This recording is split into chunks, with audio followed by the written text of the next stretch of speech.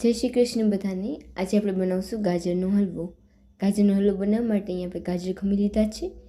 ત્યારબાદ એમાં ઘી નાખી અને એને હલાવી લઈશું।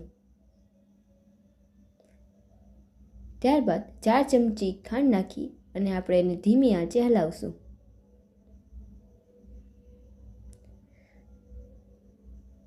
તમે જોઈ શકો છો ખાંડ હવે આપણી ગળી ગઈ છે। ત્યારબાદ આમાં આપણે થોડો દૂધનો પાવડર નાખશું અને ત્યારબાદ પાછું એને આપણે હલાવી લઈશું।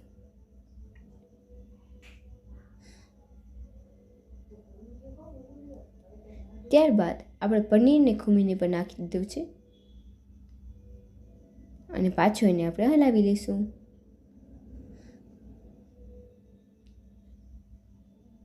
પનીરને આપણે ખુમીને નાખેલું છે અને પછી ત્યારબાદ એને આપણે મિક્સ કરવાનું છે। આપણો ગાજરનો હલવો તૈયાર।